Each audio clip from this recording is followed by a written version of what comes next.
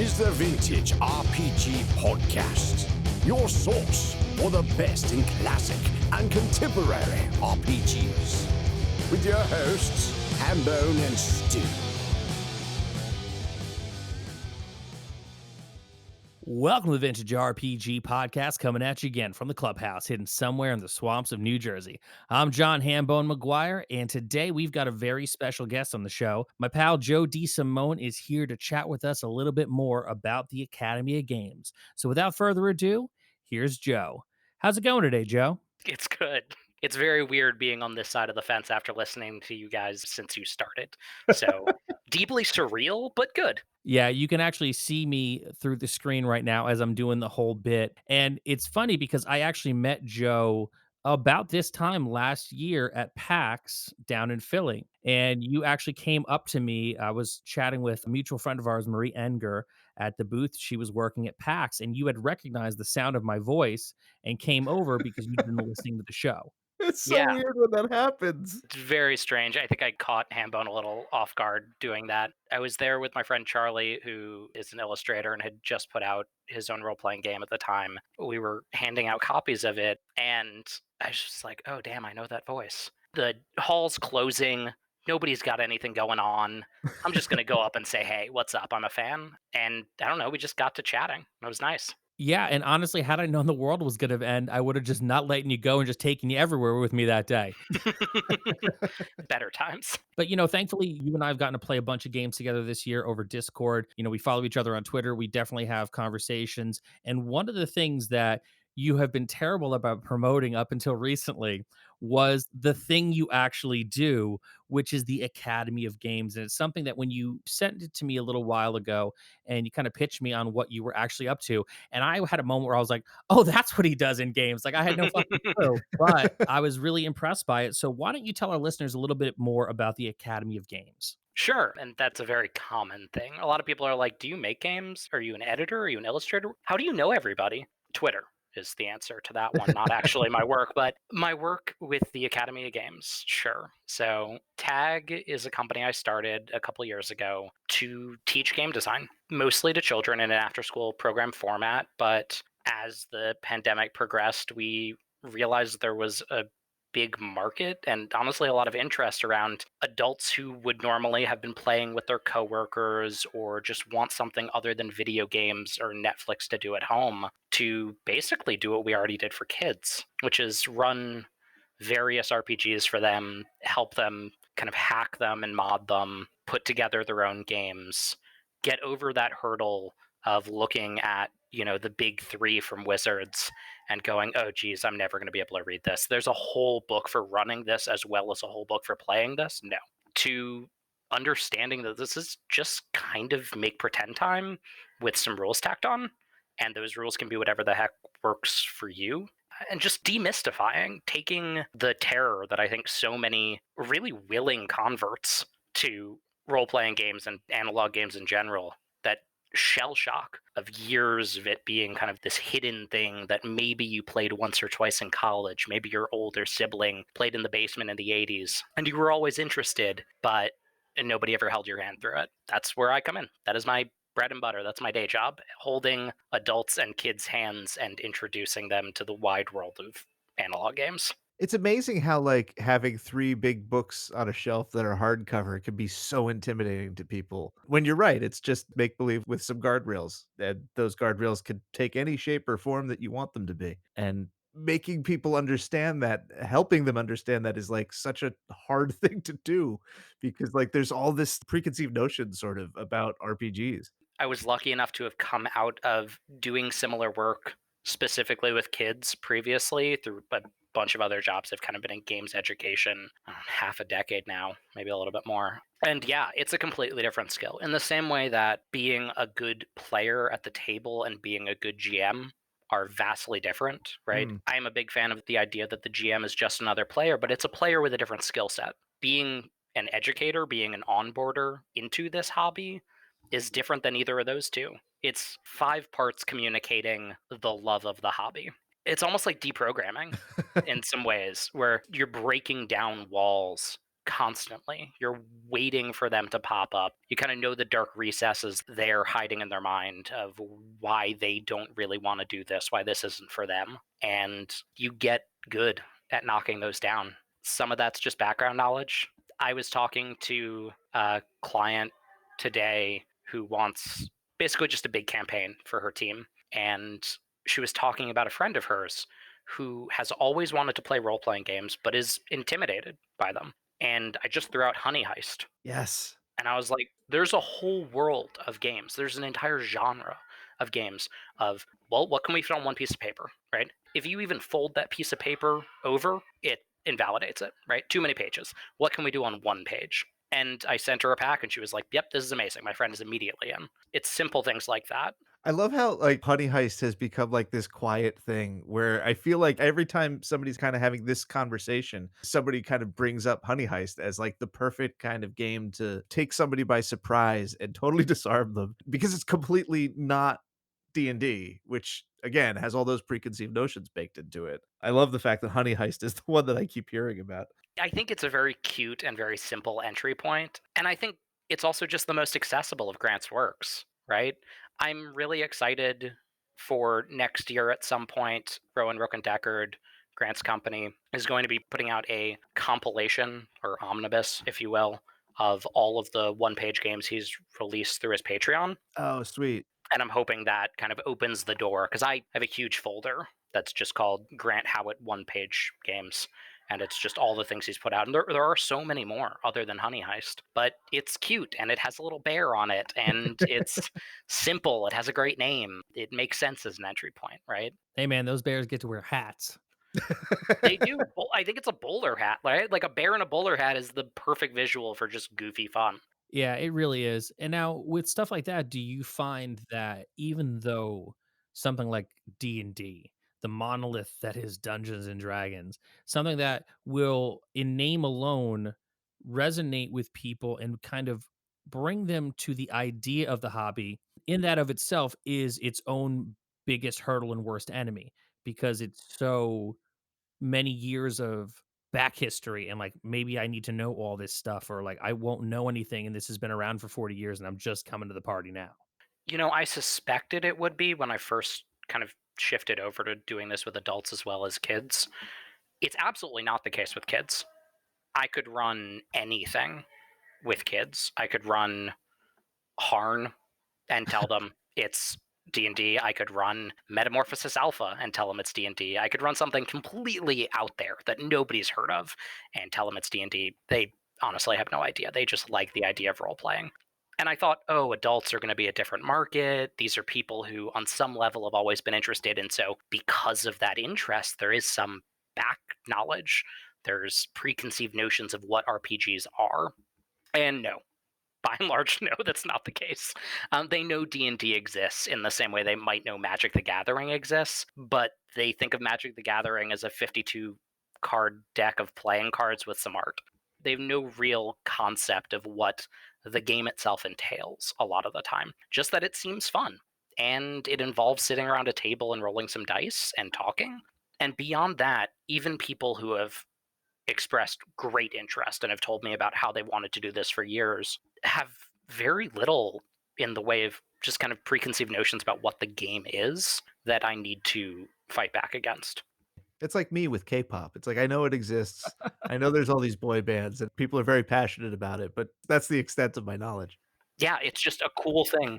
I will say a thing that we've encountered a lot, and that I guess is kind of to be expected, but did throw me for a loop, is not that people have preconceived notions about what role-playing games are because of D&D, but there are a lot of adults who want to specifically play D&D even if that isn't necessarily the game that'll work best for their group, even absent any preconceived notions.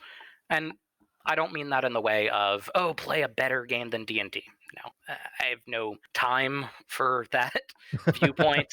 It's just exhausting being on Twitter and seeing it day in and day out. Play whatever the heck makes you happy. I don't care. Just have fun with it. But if you're coming to me with a 9-person party, I'm going to tell you you probably want to run a funnel in Dungeon Crawl Classics instead of a 5e campaign. If you're coming to me with 2 players and that's all your group is going to be, Likewise, I'm not necessarily going to recommend a game that was rigorously tested for 3 to 6 because it breaks at 2 on some level. Can I hack it? Yeah, but does that make it a lot more work for me? I'd rather you get 4 more people and me charge you nothing to run a 6-person game than me have to hack 5e to be good for 2 people. Because in the same way that, like, would I try and just put Monopoly in front of somebody and tell them it's a solo roll and write? No. Could I give them a piece of paper and a pencil and they could figure it out? Maybe, but it's not what the game's for. It's not that the game's bad. It's not that the game's not fun. It's just the game is designed for a certain thing. And so a lot of my work in that regard is, okay, you know nothing about games, except that you want to play them. Tell me what is true about you and your group, and I'll find the game that works for you, and then I'll run it for you. Now that's amazing. And speaking of design, I know that TAG does offer courses in board game design and role playing game design.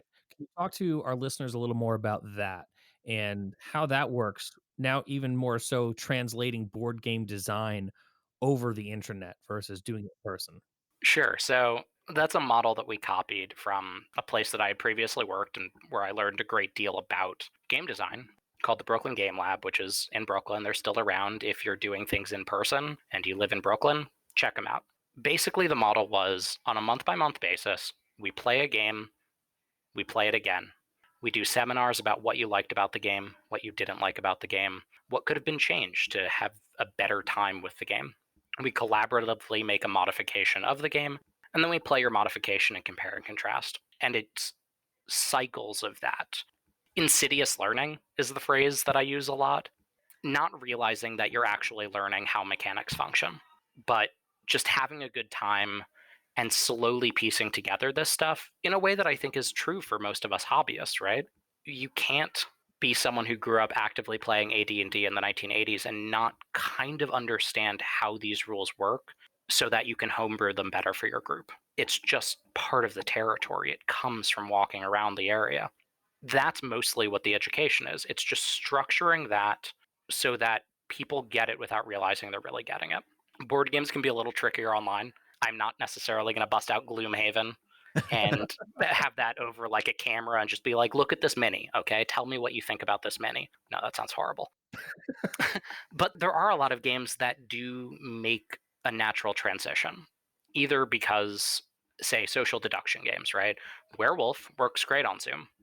I can both run Werewolf, but I can also deconstruct Werewolf. I can encourage people to make their own roles and see how that fits into the gestalt of the table. But also, there is a booming board game adaptation to digital market happening right now. That started a while ago. It's mostly in the board game space, but you see things like Steve Jackson's Sorcery, which was a series of iPhone games that are basically just Tunnels and Trolls as apps.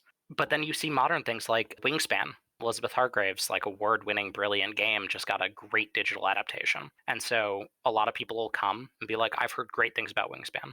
Cool. I can't really put Wingspan on a table and position a camera above it and give you the full experience, but we can play Wingspan together digitally and deconstruct it and do some modifications with it. And then I can go make a physical version of that and do it with you.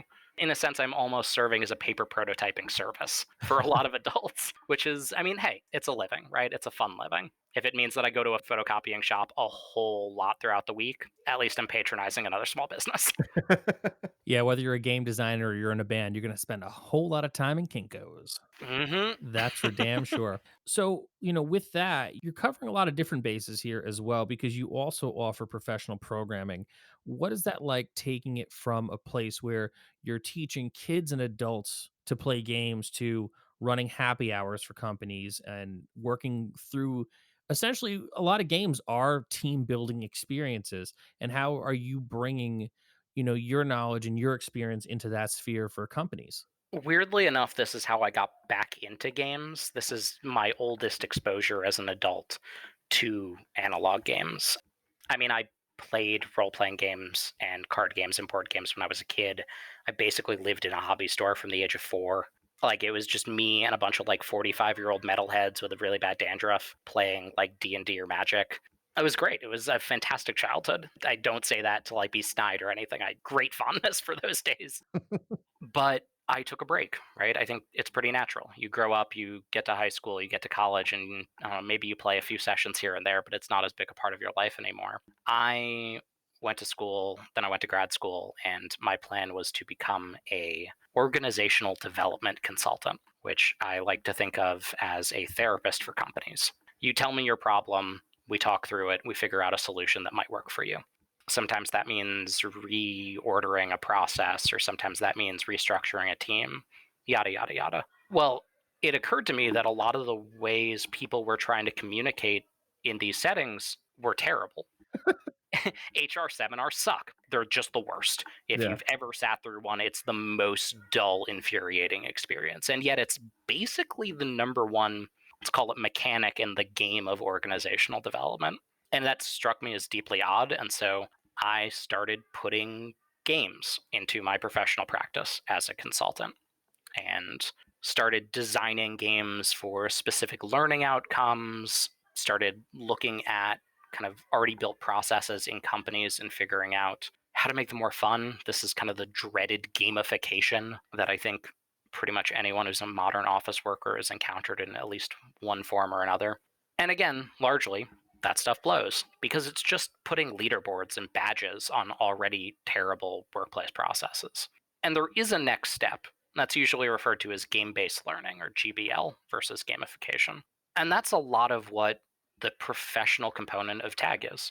Having L&D professionals, HR professionals, sales professionals, whatever, come to us and go, we have a problem, X, Y, or Z, or we have a goal. We want to increase this some percentage, YOY, or whatever, right? Boring business speak, and insert whatever the heck you want, just brackets, editor's note, fill it in. And then we spitball, what does that look like if it doesn't actually suck? What does that look like if it's a thing that you want to do? Like if getting toward your end goal is not a pain in the ass and is actually an enjoyable experience, what might that look like? That's where I come in and I start kind of redesigning or designing from the ground up various processes, ideally using as many game mechanics as possible. Or let's not say as many. That makes it sound like I'm just emptying a toy box and it's just like, here, all the game mechanics, use them. Finding the right mechanics to address the problem, whatever they may be. Some poor accountant trying to figure out THACO. Exactly. Yeah, just like, wait, there's ascending and descending AC. I'm supposed to fire people based on this? Why? So no, nothing like that, hopefully. God, if ever an accountant comes to me and is trying to figure out how to use THACO, I think I'm just going to quit. I just call my lawyer and I'm like, hey, John, I need to unwind this company right now. No, nothing illegal's happening. Don't worry. Don't call the SEC. I'm just out. I'm good. I've seen too much. Oh, I'm just sitting in the dark in a corner drinking out of a bottle, just being like, I can't, John, no more, please. So the opposite of that last bit. I try to bring some fun into the everyday drudgery of our work lives, which now is the everyday drudgery of our home lives because we don't go anywhere. This is very true. Well, speaking of being at home, we have gotten to play a bunch of games together. You do run a company which brings games into the lives of people and teaches them how to play them or experience them differently. You also do work on some games. You've been very dodgy about it in most conversations, but occasionally, like I find a little gem, like in the Exalted Funeral holiday sale last year, I got Rain on a Conga Drum. And I saw your name there, little in there. I was like, I knew it. I knew he was working on games. This was my ambush. This was the thing because my copy of Rain on a Congo Drum showed up today, and I was just like, "Holy shit! Fancy that." Yeah, I was in that along with some, I will say, much better game designers than me. Dave/Monday and JR and Riley are all incredible designers. So I do work that is interesting to me. I have a very privileged position in that regard. I just exist. There's a friend of mine, Cecil Howe, who did Cold Winter. I'm forgetting the full name. It's the like OSRE rules for creating a mini game about being stuck in a snowed in town and trying to survive. He's also doing a game called The Forest Hymn and Picnic. He's been around the block. He refers to me as the guy who knows the most about RPGs who refuses to make RPGs.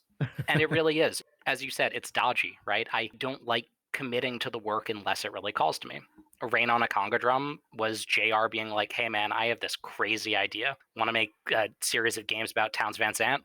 Heck yeah, I do. Absolutely. Sign me up. I edited Sleep Away, which was the Judges Spotlight winner for the Ennies this past year. That was another one where they reached out to me and were like, "You're an editor, right? Do you want to edit this?" And I was like, "That sounds awesome. Yes, I will." That's most of my output. The recent work that I did for College Humor, right? Of the sobriety mechanic. That's all that was. That wasn't me going out and asking for work. I have no I don't have pride about my work necessarily. That's not the right way to put it. I just think there are so many more talented people out there who aren't, a moderately well-to-do 30-year-old white guy from New York who could like use these bones a little bit more than I could, that I don't have much interest in doing that stuff unless it's something I can speak to pretty uniquely. Well, with the sobriety mechanic, with the recovery mechanic, if you will, when I saw you post that on Twitter last year, I was floored by it because I mean, look, Stu and I have seen a lot of shit in RPGs. We've seen some real weird outside the box stuff. We've seen some stuff that is truly different and truly dynamic. And then I saw that sobriety mechanic come along, and I thought it was easily the most interesting and very poignant and in many ways so respectful of the recovery process, but made into a dice mechanic that actually could work and be playable in a game. So, can you talk to us a little bit more about that? Like you said, college humor, you developed it for the college humor. Yeah, I mean, that's Dimension 20, the show that is using that mechanic right now, is a College Humor production. My introduction to that, as is so often the case, is Twitter.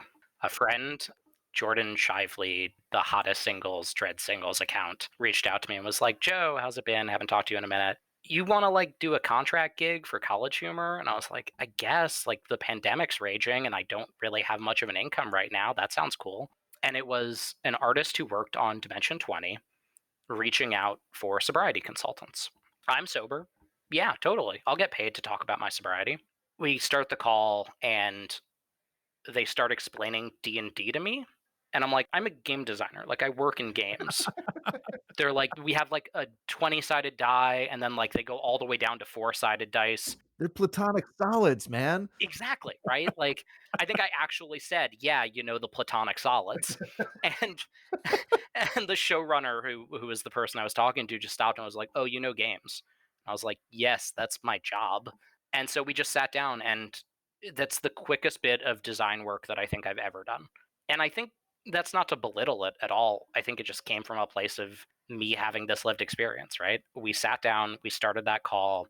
He started telling me what D&D was, and 90 minutes later we had a sobriety mechanic, a recovery mechanic, and it works. I had forgotten about it, to be entirely honest. Like, I think it's good design work. I'm proud of that design work. Yeah, man, it's fantastic design work. A couple weeks before that season premiere, they reached back out to me and I was like, "Oh, wow, yeah." I like had to check my wallet. I hadn't even cashed the check they sent me. I just totally forgot about it. It had just been sitting in there like crumpled up with like some $5 Canadian money that's also been in there for like 5 years. And yeah, it went live and I did not expect that positive a response. I thought, a couple people here and there would be, "This is great, thank you." I could see that being my most known thing that I've ever done. Period.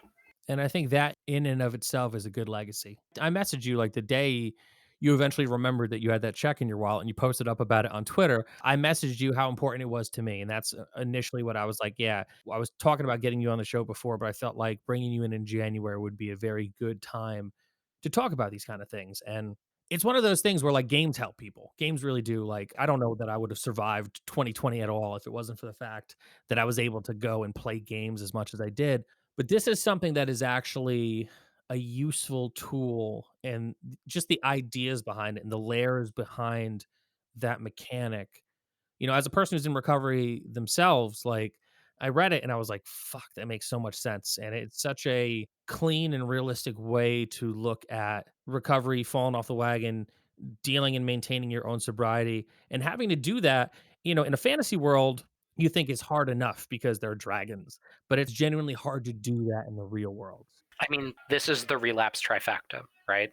The three big holidays that take the most people out are Thanksgiving, Christmas, New Year's. I'm really grateful that the work that I did came out now. I'm really grateful that the team at Dimension 20, like, I could have done this work and it could have been thrown out the window. I could have done this work and it could have been used but made into a joke. They haven't. I'm not a big fan of APs. I'll say it up front. I've never understood the form. I went to college for film and it just seems kind of goofy to me. But people love that. And a lot of people watch them and a lot of people have a really good time. And I think getting through this year and getting through the holidays this year and seeing people take substance abuse and recovery from substance abuse seriously, even in their like make believe pretend fun time, I don't know. If that helps a single person, that was worth the work. Right on, man. And it's greatly appreciated.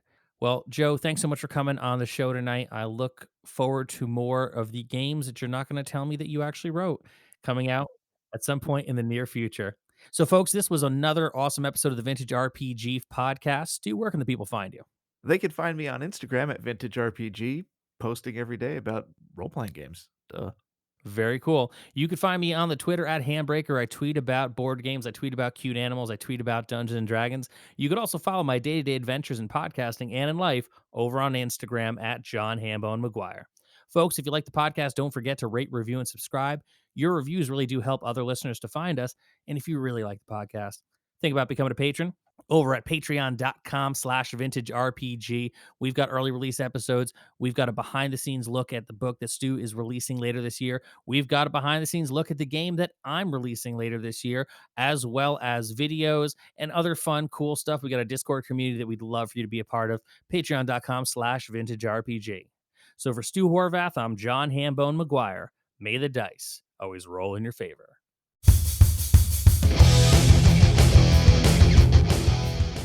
Thanks for listening. Don't forget to like, review, and subscribe to the podcast. Every review helps other listeners to find us. The Vintage RPG Podcast is a ham-fisted production. Music by Dego West. Art by Schaefer Brown. If you like the podcast, you should also consider becoming a patron at patreon.com.